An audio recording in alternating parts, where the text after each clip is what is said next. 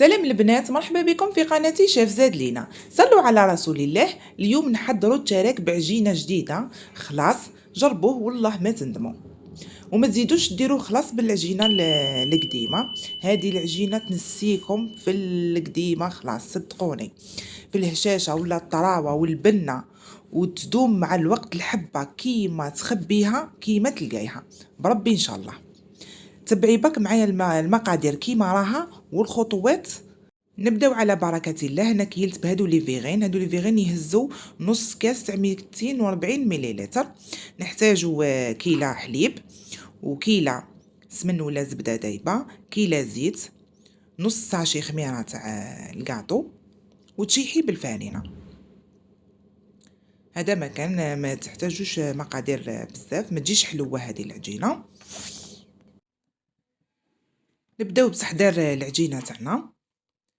تحطي الزبده ولا السمن دايبه والزيت، وتزيدي الحليب، تحركي بالفوي، طريقه سهله خلاص.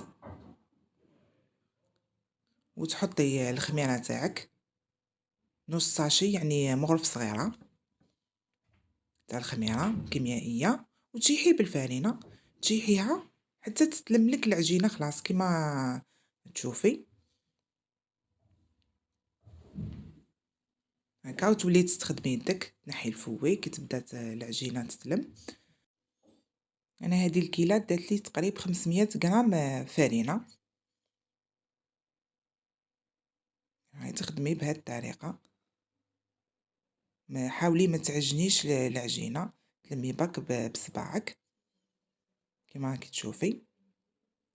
نتمنى تعجبكم هذه الوصفه، ما تنساونيش بدعمكم، ديروا جيم وشاركوا الوصفه مع حباباتكم باه تعم الفايده. سورتو كي عاد العجينه هذه والله متمنيه ناس كامل يعودوا يديروا التراك تاعهم بالعجينه هذه. انا والله العجينه الاولى ما تدومليش بزاف، تجي في الاول مليحه ومن بعد تولي ما تقدريش تخبيها، ما تدومش الوقت طويل. هكا تغطيها وتحطيها ربع ساعه حتى لربع دراج في الفريجيدار. شوفي العجينه كي جبدتها من الفريجيدار كيفاه ولات متماسكه وتقدري تخدمي بها. من جهه خلاف نوجدوا الحشوه تاعنا. عندنا 3 كيلات جوز، انا درت غير الجوز. 3 كيلات جوز ما يعادل الكيلة هذه 225 غرام جوز. 3 كيلات. تحطي نص مغرفة زبدة، وعلى راس المغرف قرفة، وكيلة سكر ماشي معمرة مليح. كيلة تاع السكر ديما نقصيها، نقصي عليها صبع على الكيلة، وتخلطي كامل المقادير كما راكي تشوفي. تخدمي مليح الزبدة مع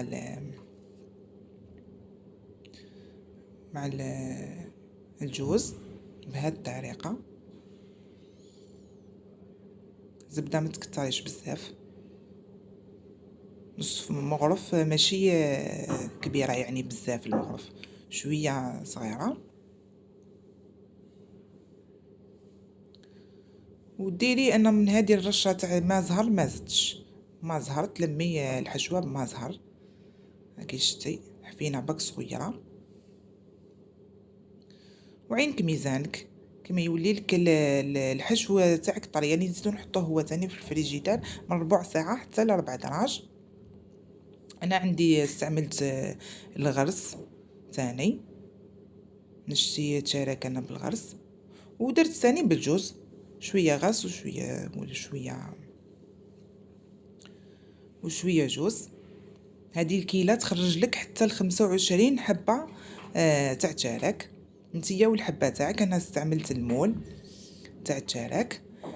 تكوني وجدتي الحشوه هكا حلابش صغيرين. الغرس ولا الحشو، الغرس يجي شويه مطلوق على اللي ديريه في البراج ولا المقرود ولا اللي شافت الوصفه تاعي تاع البراج جاي تشوفني كيفاه درت الغرس، بصح يجي مطلوق عليه شويه على خاطر الهشاشه تاع العجينه تتطلب لازم الغرس يكون شويه مطلوق. وتخدمي كيما راكي تشوفي المول هذا يسهل عليك بزاف بزاف، ويجيو الحبات قد بعضاهم. تطرحي العجينه تاعك سمك رقيق، على خاطر راح نروليوها تقريبا 2 مرات. تطرحيها هكا بالطول شويه، وتحطي الحشوه شوفي كيفاه، وتحطي الوجه لي مليح من تحت، والوجه لي فيه يجي فيه التلقيمه تاع العجينه يجي من تحت هكا من الفوق، يعني كيما راكي تخدمي هكا. من بعد كي تقلبيها يولي العكس، يولي هو من تحت والوجه المليح من الفوق. وتحطي هذاك السيلوفان، على خاطر بلا سيلوفان ما تقدريش تخدمي في المول هذا. انا اللي غرس شويه خرج لي. تحطي العجينه عاديه، من بعد تولي منهمبسه، تولي تحكم لا فورم ما تجيش تبان في الطياب. هذه تاع الغرس. وتكملي الحبات تاعك كامل. شوفي الحربوش تقريبا قد ما الا كان تحبي الحشو بزاف زيدي شويه. انا ما نشتيش بزاف محشي يعني فريمون هكا كيما راكي تشوفي. ديما تحطي تلقيمه العجينه هي اللي مقابلتك باه من بعد كي تقلبيها. نظن راهي واضحه، يعني الطريقه سهله. بالمول هذا كيما والله توجدي في ربع ساعه وجدت الكميه كامل. ما عارفه نطول شويه بلا مول يعني، بصح بالمول ما تديلكش بزاف الوقت. تكملي الحبات تاعك كامل وتحطيهم يطيبوا في الفرن. تكوني سخنتي الفور تاعك على 180 درجه يطيبوا من تحت، وتزيدي تحمريهم شويه من الفوق كيما راكي تشوفيهم حمر. من جهه خلاف توجدي نص كاس ما زهر مع مغرفه سكر طب هلكيه مليح، وتدخلي التراك تاعك دخله خرجه. ما تخليش بزاف يشرب لك ما زهر كيما راكي تشوفي، وتقطريه مليح. ما تخليهش خلاص يشرب لك بزاف، خاطر العجينه ما تحتاجش راهي طريه وهشه. ربي ان شاء الله كي تجربيه راكي تشوفي العجينه تاعك، وما تزيديش خلاص تستغني عليها. ربي ان شاء الله.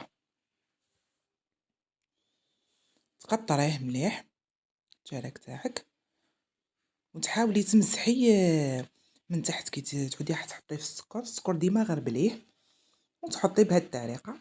نشفي من تحت الحبه تاعك وتحطيها فوق السكر، وتزيدي تعاودي تغطيها بالسكر الرطب مغربل ديما من الاحسن، يعني تغربليه وتغطي الحبات تاعك كامل بهذه الطريقه. وتحاولي تضغطي بيدك باه السكر هذاك يلصق مليح، وتخليها حتى ل10 دقائق. انا لهنا ما خليتهاش بزاف يعني باه نزرب نصور وشيه، بصح كون تخليها خير خليها. ومن بعد ولي مسحي بيدك، نحي هذاك اللي من تحت خلاص ما نحتاجوش يعني بزاف. على قد ما تنقصي السكر راهي مليحه، باسكو الحشوه تاعك راهي حلوه وما تحتاجش زيدي ليها شويه حلاوه تاع السكر، تجيك الحبه مليحه. ما هي حلوه بزاف تقهم، ما هي صامته.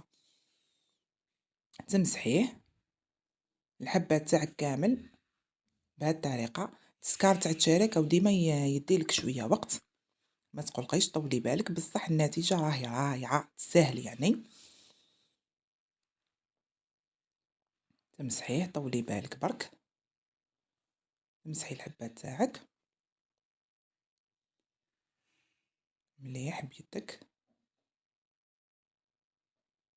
نتمنى ما تنساونيش بدعمكم، ديروا جيم بارطاج وديروا الجرس باه يوصلكم الجديد ان شاء الله.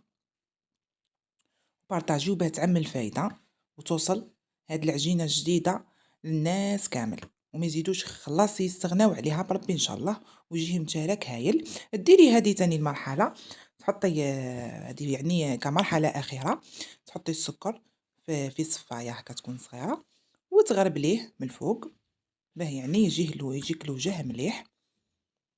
تعطيه وجه مليح فوق السكر هذاك اللي لصق لك. تغربليه شويه ويكون التراك تاعك واجد وشهيه طيبه. ان شاء الله تعجبكم هاد الوصفه وتنال اعجابكم، وتشاركوها كامل مع حباباتكم. وفضلا وليس أمرا ادعيوا لي خويا ربي يرحمه ويوسع عليه. ومرحبا بكم في قناتي شيف زاد لينا. وهذا التارك شوفوا الهشاشة والطراوة وشهية طيبة.